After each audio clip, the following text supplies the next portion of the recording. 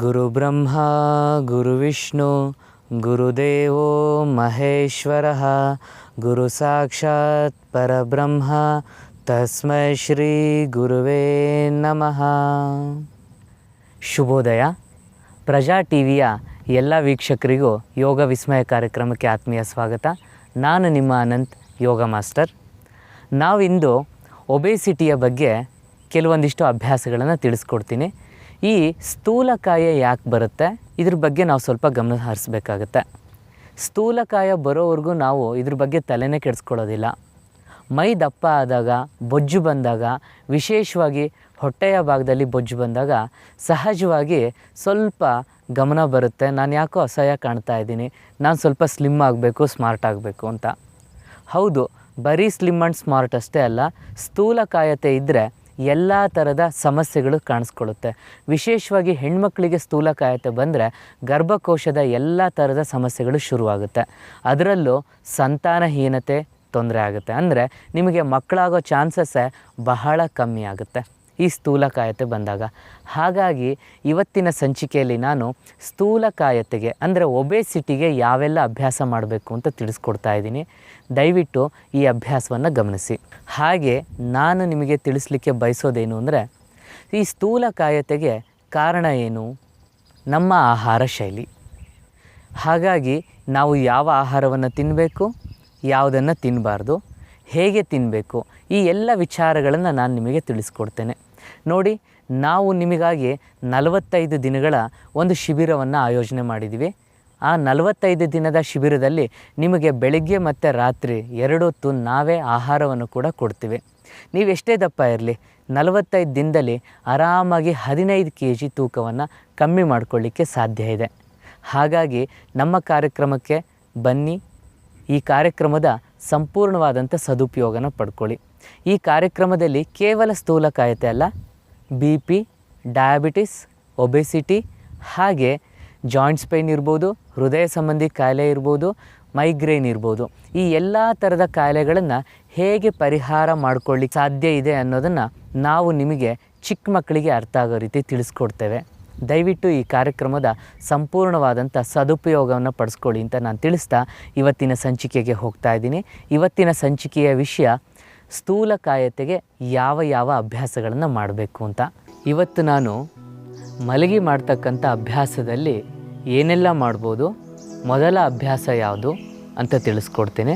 ಮಲಗಿ ಅಂದರೆ ಬೆನ್ನ ಮೇಲೆ ಮಲಗಿ ಮಾಡ್ತಕ್ಕಂಥ ಅಭ್ಯಾಸದಲ್ಲಿ ಕ್ರಮಬದ್ಧವಾಗಿ ಮಾಡಬೇಕಾಗತ್ತೆ. ಹೇಗೆ ಬೇಕಾಗಿ ಮಾಡಿದರೆ ಅಷ್ಟು ಲಾಭ ಸಿಗೋದಿಲ್ಲ. ಕ್ರಮಬದ್ಧವಾಗಿ ಮಾಡ್ತಕ್ಕಂಥ ವಿಧಾನ ಹೇಗೆ ಅಂತ ತಿಳಿಸ್ಕೊಡ್ತೇನೆ. ವಿಶೇಷವಾಗಿ ನಮ್ಮ ಸಂಚಿಕೆ ನೋಡ್ತಾ ಇದ್ದರೆ ನಿಮಗೆ ಅರ್ಥ ಆಗುತ್ತೆ. ನಾನು ಮೊದಲನೇ ದಿನ ಹೇಳಿದ್ದೆ ನಿಮಗೆ, ನಿಂತು ಮಾಡುವ ಆಸನ ಪ್ರಥಮ ಬಾರಿಗೆ ಮಾಡಬೇಕು. ಅದರ ನಂತರ ಕುತ್ಕೊಂಡು ಮಾಡ್ತಕ್ಕಂಥ ಆಸನ, ಅದರ ನಂತರ ಬೆನ್ನ ಮೇಲೆ ಮಲಗಿ ಮಾಡ್ತಕ್ಕಂಥ ಆಸನ, ಅದರ ನಂತರ ಹೊಟ್ಟೆ ಮೇಲೆ ಮಲಗಿ ಮಾಡ್ತಕ್ಕಂಥ ಆಸನ, ಆಮೇಲೆ ತಲೆ ಕೆಳಗೆ ಮಾಡಿ ಕಾಲ ಮೇಲೆ ಮಾಡ್ತಕ್ಕಂಥ ಅಭ್ಯಾಸಗಳು ಅಂತ ಹೇಳಿದ್ದೆ. ಕಡೆಯದಾಗಿ ಪ್ರಾಣಾಯಾಮಗಳು ಬರುತ್ತೆ ಅಂತ ತಿಳಿಸಿದ್ದೆ. ನಮ್ಮ ಸಂಚಿಕೆಯನ್ನು ನೀವು ಗಮನ ಇಟ್ಟು ನೋಡಿದ್ದೆ ಆದರೆ ಆ ಕ್ರಮಬದ್ಧತೆಯಲ್ಲೇ ನಾವು ಕೂಡ ನಿಮಗೆ ತಿಳಿಸ್ಕೊಡ್ತಾ ಇದ್ದೀವಿ. ಹಾಗಾಗಿ ಇವತ್ತಿನ ಸಂಚಿಕೆಯಲ್ಲಿ ಬೆನ್ನ ಮೇಲೆ ಮಲಗಿ ಮಾಡ್ತಕ್ಕಂಥ ಯಾವೆಲ್ಲ ಅಭ್ಯಾಸ ಮಾಡ್ಬೋದು, ಅದರ ಉಪಯೋಗ ಏನು ಅಂತ ನಾನು ತಿಳಿಸ್ಕೊಡ್ತೇನೆ. ಮೊದಲಿಗೆ ನಾವಿವತ್ತು ಪವನ ಮುಕ್ತಾಸನ ಗಮನಿಸೋಣ. ಪವನ ಮುಕ್ತಾಸನ ಹೇಗೆ ಮಾಡಬೇಕು, ಮಾಡುವ ವಿಧಾನ ಏನು, ಅದರ ಲಾಭಗಳೇನು, ಈ ಎಲ್ಲ ವಿಚಾರಗಳನ್ನು ನಾನಿವತ್ತು ನಿಮಗೆ ತಿಳಿಸ್ಕೊಡ್ತೇನೆ. ಅಭ್ಯಾಸದ ಹೆಸರೇ ಹೇಳುತ್ತೆ ಪವನ ಮುಕ್ತ ಆಸನ. ಪವನ ಅಂದರೆ ಗಾಳಿ, ಅಂದರೆ ವಾಯುದೋಷ, ಗ್ಯಾಸ್ಟ್ರಿಕ್ ಇರ್ಬೋದು, ಆ್ಯಸಿಡಿಟಿ ಇರ್ಬೋದು, ಅಥವಾ ಜಾಯಿಂಟ್ಸ್ ಪೇಯ್ನ್ ಇರ್ಬೋದು. ಈ ಎಲ್ಲ ಸಮಸ್ಯೆಗಳು ಶುರುವಾಗದೆ ವಾಯುದೋಷ ಅಂತ ಹೇಳ್ತಾರೆ. ಈ ವಾಯು ವಿಕಾರಗಳನ್ನು ನಿವಾರಣೆ ಮಾಡಿಕೊಳ್ಳಿಕ್ಕೆ ಅತ್ಯಂತ ಸರಳವಾದ ಅಭ್ಯಾಸ ಪವನ ಮುಕ್ತ ಆಸನ. ಬನ್ನಿ ಈ ಆಸನವನ್ನು ಸರಿಯಾಗಿ ಗಮನಿಸಿ. ಕಾಲನ್ನು ಈ ರೀತಿ ಉದ್ದಕ್ಕೆ ಚಾಚಬೇಕು. ಹಾಗೆ ನಿಧಾನವಾಗಿ ಹಿಂದೆ ಮಲ್ಕೊಳ್ಳಿ. ಒಮ್ಮೆ ಎರಡೂ ಕೈಗಳನ್ನು ನೇರವಾಗಿ ಹಿಂದೆ ತನ್ನಿ. ಹಾಗೆ ನಿಧಾನವಾಗಿ ಕೈಗಳನ್ನು ಕೆಳಗೆ ತನ್ನಿ. ಯಾವುದಾದ್ರೂ ಒಂದು ಕಾಲನ್ನು ಹೀಗೆ ಮಡಚಿ ನಿಮ್ಮ ಮೂಗು, ಗಲ್ಲ, ಹಣೆ ಯಾವುದಾದ್ರೂ ಒಂದು ಭಾಗವನ್ನು ಮೊಣಕಾಲಿಗೆ ಮುಟ್ಟಿಸೋವಂಥ ಪ್ರಯತ್ನ ಮಾಡಿ. ಹಾಗೆ ನಿಧಾನವಾಗಿ ಕಾಲನ್ನು ಮುಂದೆ ತನ್ನಿ. ಮತ್ತೊಂದು ಕಾಲನ್ನು ಮಡಚಿ ಹಾಗೆ ಮಾಡಿ. ಈ ರೀತಿ ಅಭ್ಯಾಸ ಮಾಡ್ತೀವಿ. ಅಂದರೆ ಒಂದು ಕಾಲನ್ನು ಮುಂದೆ ಚಾಚ್ತೀರಾ, ಮತ್ತೊಂದು ಕಾಲನ್ನು ಹೀಗೆ ತರ್ತೀರಾ, ಆಲ್ಟರ್ನೇಟಾಗಿ. ಅಂದರೆ ಬಲಗಡೆ ಕಾಲು ಒಂದು ಸರಿ, ಎಡಗಡೆ ಕಾಲು ಒಂದು ಸರಿ. ಈ ರೀತಿ ಅಭ್ಯಾಸ ಮಾಡಿದಾಗ ಏನಾಗುತ್ತೆ ಅಂದರೆ ನಿಮಗೆ ಈ ಕಾಲಿನ ಭಾಗ ಹೊಟ್ಟೆಯ ಮೇಲೆ ಕೆಳಗೆ ಹೀಗೆ ಒತ್ತಾ ಇರುತ್ತೆ. ಒಮ್ಮೆ ಎಡಗಡೆ ಕಾಲು ಮಡಿಸಿದಾಗ ಎಡಗಡೆಯ ಭಾಗದ ಹೊಟ್ಟೆ ಮೇಲ್ಭಾಗಕ್ಕೆ ಬರುತ್ತೆ. ಬಲಗಡೆ ಕಾಲು ಸ್ಟ್ರೆಚ್ ಮಾಡಿರ್ತೀರ, ಉದ್ದ ಮಾಡಿದಾಗ ಅದು ಹಿಗ್ಗುತ್ತೆ. ಒಂದು ಕಡೆ ಹಿಗ್ಗೋದು ಕುಗ್ಗೋದು ಈ ರೀತಿ ಆಗ್ತಾ ಇರುತ್ತೆ. ಈ ರೀತಿ ಆಗೋದ್ರಿಂದ ಏನೆಲ್ಲ ಲಾಭ ಸಿಗುತ್ತೆ ಅಂದರೆ ನಿಮಗೆ ಗ್ಯಾಸ್ಟ್ರಿಕ್, ಆ್ಯಸಿಡಿಟಿ, ಮಲಬದ್ಧತೆ ಅಂದರೆ ಕಾನ್ಸ್ಟಿಪೇಷನ್, ಹಾಗೆ ಸಕ್ಕರೆ ಕಾಯಿಲೆಗೆ ಬಹಳ ಲಾಭಕಾರಿ ಈ ಅಭ್ಯಾಸ. ಹೇಳಬೇಕು ಅಂದರೆ ಹೊಟ್ಟೆಗೆ ಸಂಬಂಧಪಟ್ಟಂಥ ಎಲ್ಲ ಸಮಸ್ಯೆ ನಿವಾರಣೆ ಮಾಡಲಿಕ್ಕೆ ಅತ್ಯಂತ ಸರಳವಾದಂಥ ಅಭ್ಯಾಸನೇ ಪವನ ಮುಕ್ತಾಸನ. ಪವನ ಮುಕ್ತಾಸನದಲ್ಲಿ 2 ಥರ ಪ್ರಕಾರಗಳು ಬರ್ತವೆ. ಅಂದರೆ ಏಕಪಾದ ಪವನ ಮುಕ್ತಾಸನ, ದ್ವಿಪಾದ ಪವನ ಮುಕ್ತಾಸನ ಅಂತ. ಈ 2 ಅಭ್ಯಾಸಗಳನ್ನು ಮತ್ತೊಮ್ಮೆ ತೋರಿಸ್ತೇನೆ. ಆಮೇಲೆ ಇದ್ರ ಬಗ್ಗೆ ಮತ್ತೆ ಒಂದು ಸ್ವಲ್ಪ ಸಂಕ್ಷಿಪ್ತವಾಗಿ ತಿಳಿಸ್ಕೊಡ್ತೇನೆ. ಗಮನಿಸಿ. ಕಾಲುಗಳನ್ನು ಉದ್ದ ಮಾಡ್ತೀರಾ. ಹೀಗೆ ನಿಧಾನವಾಗಿ ಪೂರ್ತಿ ಗಾಳಿಯನ್ನು ಹೊರಹಾಕ್ತಾ ಸಂಪೂರ್ಣವಾಗಿ ಮುಂದೆ ಬರ್ತೀರಾ. ಹಾಗೆ ಮತ್ತೊಂದು ಕಾಲನ್ನು ಹತ್ತಿರ ತರ್ತೀರಾ, ಹೀಗೆ ತಾಗಿಸಿ. ಈ ಸಮಯದಲ್ಲಿ ಆದಷ್ಟು ನಿಮ್ಮ ಕಾಲು ನೇರವಾಗಿರಬೇಕು, ಹೀಗೆ ಬಾಗಿರಬಾರ್ದು. ಉದ್ದ ಮಾಡಿ. ಹಾಗೆ ಕಾಲು ಬೆರಳನ್ನು ಕೂಡ ಉದ್ದ ಮಾಡಿ. ಜೊತೆಯಲ್ಲಿ ನೆಲದಿಂದ ಮೇಲೆ ಇರಲಿ, ನೆಲಕ್ಕೆ ತಾಗಿಸೋದು ಬೇಡ, ಕೇವಲ ಮೂಮೆಂಟ್ಸ್ ಇರಲಿ.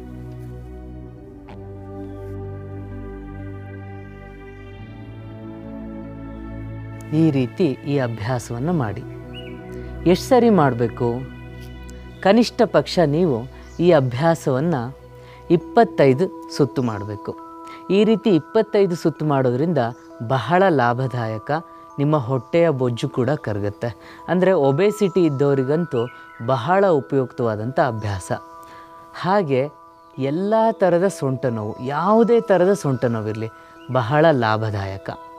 ಈ ಅಭ್ಯಾಸದ ಹೆಸರು ಏಕಪಾದ ಪವನ ಮುಕ್ತಾಸನ. ಈಗ ದ್ವಿಪಾದ ಪವನ ಮುಕ್ತಾಸನವನ್ನು ಹೇಗೆ ಮಾಡಬೇಕು ಅಂತ ತೋರಿಸ್ಕೊಡ್ತೇನೆ. ಗಮನಿಸಿ. 2 ಕಾಲುಗಳನ್ನು ನೇರ ಮಾಡಿದ್ದೀರಾ. ನಿಧಾನವಾಗಿ ಹಿಂದೆ ಮಲಗ್ತೀರಾ. ಹಾಗೆ 2 ಕಾಲುಗಳನ್ನು ಒಟ್ಟಿಗೆ ತರ್ತೀರಾ. ಆದಷ್ಟು ಹಣೆಯನ್ನು ಮೇಲೆ ತನ್ನಿ. ಸ್ವಲ್ಪ ಸಮಯ ಹೀಗೆ ಸ್ಥಿತಿಯಲ್ಲಿರಿ. ಪೂರ್ತಿ ಮೇಲೆ ಬನ್ನಿ. ಪಾದದ ಮೇಲೆ ಹೀಗೆ ಕೂತ್ಕೋಬೇಕು. ನಿಧಾನವಾಗಿ ಹಿಂದೆ ಬನ್ನಿ. ಹೀಗೆ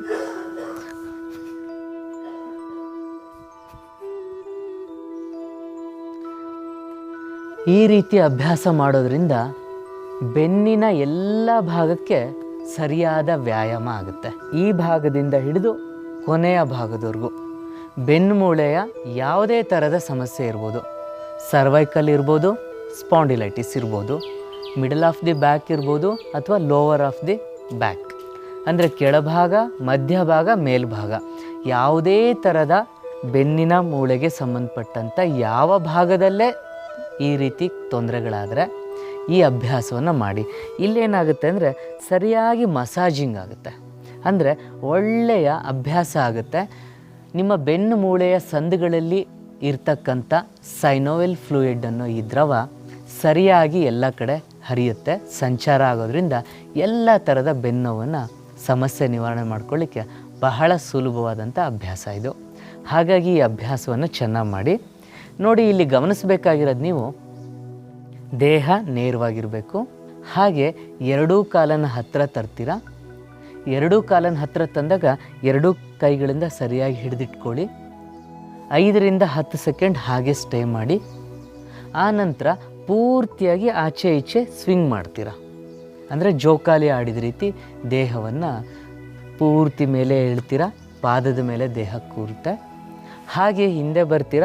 ಆದಷ್ಟು ನಿಮ್ಮ ಅರ್ಧ ಬೆನ್ನು ಮೇಲೆ ಬರುತ್ತೆ. ತಲೆ ಮಾತ್ರ ನೆಲಕ್ಕೆ ತಾಗಿಸ್ಬಾರ್ದು. ತಲೆಯನ್ನು ನೆಲಕ್ಕೆ ತಾಗಿಸಿದ್ರೆ ಅಷ್ಟು ಎಫೆಕ್ಟ್ ಆಗೋದಿಲ್ಲ. ತಲೆ ಕೂಡ ಮೊಣಕಾಲು ಹತ್ರನೇ ಇರಲಿ.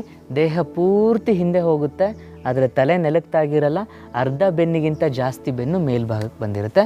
ಹಾಗೆ ಮುಂದೆ ಬರ್ತೀರಾ, ಪಾದದ ಮೇಲೆ ಕೂರ್ತೀರ. ಇಲ್ಲೂ ಕೂಡ ಎರಡೂ ಕಾಲುಗಳನ್ನ ಗಟ್ಟಿಯಾಗಿ ಹಿಡಿದಿಟ್ಕೊಂಡಿರ್ತೀರ.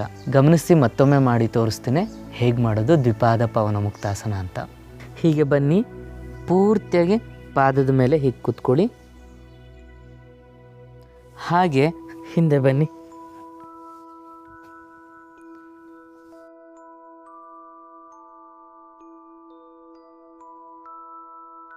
ಈ ರೀತಿ ಅಭ್ಯಾಸ ಮಾಡಿ.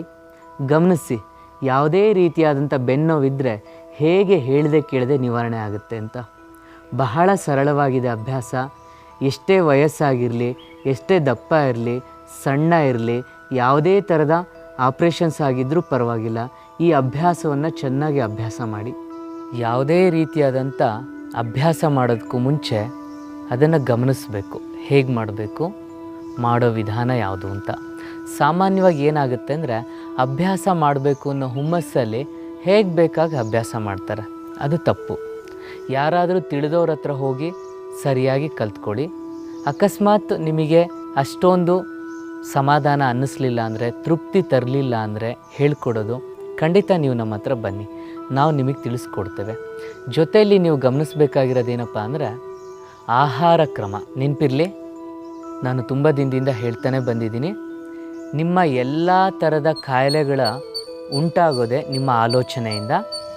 ನಿಮ್ಮ ಆಲೋಚನೆಗಳು ಏರುಪೇರು ಆದಾಗ ನಿಮ್ಮ ಗ್ಲ್ಯಾಂಡ್ಸ್ ಮೇಲೆ, ಅಂದರೆ 7 ಗ್ಲ್ಯಾಂಡ್ಸ್ ಇರುತ್ತಲ್ಲ, ಈ 7 ಗ್ಲ್ಯಾಂಡ್ಸ್ ಮೇಲೆ ಒತ್ತಡ ತರುತ್ತೆ. ಅದಕ್ಕೆ ಸಂಬಂಧಪಟ್ಟಂಥ ಆಲೋಚನೆಗಳು ಅಂದರೆ ಕೋಪ, ಉದ್ವೇಗ, ದುಃಖ, ಹತಾಶೆ, ನಿರಾಶೆಗಳು. ಈ ಎಲ್ಲ ಥರದ ಆಲೋಚನೆಗಳು ಒಂದೊಂದು ರೀತಿಯಾದಂಥ ನಿಮ್ಮ ರಸಗ್ರಂಥಿಗಳ ಮೇಲೆ ಹೊಡೆತ ತರುತ್ತೆ. ಆವಾಗ ಕಾಯಿಲೆಗಳನ್ನು ಉತ್ಪತ್ತಿ ಮಾಡಲಿಕ್ಕೆ ಕಾರಣ ಆಗುತ್ತೆ. ಅದನ್ನು ನೀರು ಗೊಬ್ಬರ ಹಾಕಿ ಬೆಳೆಸೋದೇ ಆಹಾರ ಶೈಲಿ. ನೆನಪಿರಲಿ, ಆಲೋಚನೆಗಳು ನಿಮ್ಮ ಕಾಯಿಲೆಯ ಬೀಜವನ್ನು ಹಾಕಿದರೆ ಅದಕ್ಕೆ ನೀರು ಗೊಬ್ಬರ ಹಾಕಿ ಬೆಳೆಸೋದು ನಿಮ್ಮ ಆಹಾರ ಕ್ರಮ, ಹಾಗೆ ಜೀವನ ಶೈಲಿ. ಹಾಗಾಗಿ ಚರಕ ಸಂಹಿತೆಯಲ್ಲಿ ಚರಕ ಮಹರ್ಷಿಗಳು ಹೇಳ್ತಾರೆ, 100ಕ್ಕೆ 80ರಿಂದ 85 ಭಾಗ ಕಾಯಿಲೆಗಳು ಉಂಟಾಗೋದೇ ಉದರದಿಂದ ಅಂತ ಹೇಳ್ತಾರೆ. ಉದರ ಅಂದರೆ ಏನು? ಹೊಟ್ಟೆ. ಹೊಟ್ಟೆಯಿಂದ ಹೇಗೆ ಕಾಯಿಲೆಗಳು ಉತ್ಪತ್ತಿ ಆಗುತ್ತೆ? ಯಾಕೆ ಅಂದರೆ ತಿನ್ನೋ ಆಹಾರನೇ ನಮ್ಮ ಹೊಟ್ಟೆಯಲ್ಲಿ ಕೆಲಸ ಮಾಡೋದು. ಅದು ಸತ್ಪರಿಣಾಮ ಇರ್ಬೋದು, ದುಷ್ಪರಿಣಾಮ ಇರ್ಬೋದು. ಹಾಗಾಗಿ ತಿಂತಕ್ಕಂಥ ಆಹಾರವನ್ನು ಶುದ್ಧವಾಗಿ ನೋಡ್ಕೊತೀನಿ. ಶುದ್ಧತೆ ಅಂದರೆ ಏನು? ಶುದ್ಧತೆ ಅಂದರೆ ಸ್ವಚ್ಛವಾಗಿರೋ ಆಹಾರ ಅಂತ ಅಲ್ಲ, ಪರಿಪೂರ್ಣವಾದ ಆಹಾರ ಅಂತ. ಅಂದರೆ ನಿಮ್ಮ ದೇಹಕ್ಕೆ ಯಾವ ಶಕ್ತಿ ಬೇಕೋ ಆ ಆಹಾರ ಪರಿಪೂರ್ಣ ಆಹಾರ ಅಂತ ಅನಿಸ್ಕೊಳ್ಳುತ್ತೆ. ಅಂದರೆ ನಿಮ್ಮ ದೇಹಕ್ಕೆ ಬೇಕಾಗಿರ್ತಕ್ಕಂಥ ಎಲ್ಲ ಥರದ ಪೋಷಕಾಂಶಗಳು ಯಾವ ಆಹಾರ ಕೊಡುತ್ತೆ ಅದನ್ನು ನೀವು ಗಮನಿಸಬೇಕು. ಎಲ್ಲ ಥರದ ಪೋಷಕಾಂಶಗಳು ಸಿಗೋದು ಅಕ್ಕಿಯಿಂದ ಅಲ್ಲ, ಗೋಧಿಯಿಂದ ಅಲ್ಲ. ಅಕ್ಕಿ, ಗೋಧಿ ಕೇವಲ ಕಾಯಿಲೆಗಳನ್ನು ತರಕ್ಕೆ ಪೂರ್ತಿ ಇರ್ತಕ್ಕಂಥ ಆಹಾರ. ಅದನ್ನು ಬಿಡಬೇಕು ನಾವು. ನೋಡಿ, ನಮ್ಮ ಹಿರಿಯರನ್ನು ಗಮನಿಸಿದರೆ ಅವ್ರು ಅಕ್ಕಿ ಗೋಧಿ ತಿಂತಾ ಇರಲಿಲ್ಲ. ಹಾಗಂತ ಅವರೇನಾದರೂ ಉಪವಾಸ ಇದ್ರಾ? ಖಂಡಿತ ಉಪವಾಸ ಇರಲಿಲ್ಲ. ಸಿರಿಧಾನ್ಯಗಳನ್ನು ತಿಂತಾಯಿದ್ರು. ಅಂದರೆ ಆರ್ಕ, ನವಣೆ, ಸಾವೆ, ಸಜ್ಜೆ, ಊದಲು, ಬರಗು. ನಾನು ಪದೇ ಪದೇ ಇದನ್ನು ಹೇಳ್ತಾನೆ ಇರ್ತೀನಿ. ಈ ಸಿರಿಧಾನ್ಯಗಳು ಅಂದರೆ ಏನು ಅಂತ ಎಷ್ಟೊಂದು ಜನ ರೈತರಿಗೆ ಗೊತ್ತಿಲ್ಲ, ಮರ್ತು ಹೋಗ್ಬಿಟ್ಟಿದ್ದಾರೆ. ಖಂಡಿತ ಸಿರಿಧಾನ್ಯಗಳೇ ನಮ್ಮ ಪ್ರಥಮವಾದ ಆಹಾರ. ಅಂದರೆ ಭೂಮಿ ಮೇಲೆ 2 ಕಾಲಿನ ಪ್ರಾಣಿ ಅಂದರೆ ಮಾನವ ಜೀವಿ ಹುಟ್ಟಿದಾಗ ಪ್ರಥಮವಾಗಿ ತಿಂದಂಥ ಧಾನ್ಯವೇ ಆರ್ಕ. ಅದರ ಹೆಸರೇ ಎಷ್ಟು ಚೆನ್ನಾಗಿದೆ ನೋಡಿ. ಆರ್ಕ ಸೂರ್ಯನ ಹೆಸರು.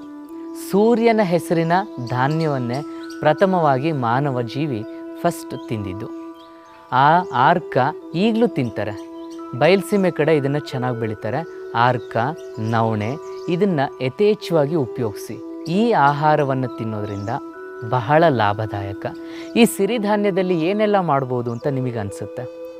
ಅದನ್ನು ನಾಳೆಯ ಸಂಚಿಕೆಯಲ್ಲಿ ನಾನು ತಿಳಿಸ್ಕೊಡ್ತೇನೆ. ಇಷ್ಟು ಹೇಳ್ತಾ ನಾನಿವತ್ತಿನ ಕಾರ್ಯಕ್ರಮವನ್ನು ಮುಗಿಸ್ತಾ ಇದ್ದೀನಿ. ಎಲ್ಲರಿಗೂ ಒಳ್ಳೆಯದಾಗಲಿ. ಶುಭ ದಿನ.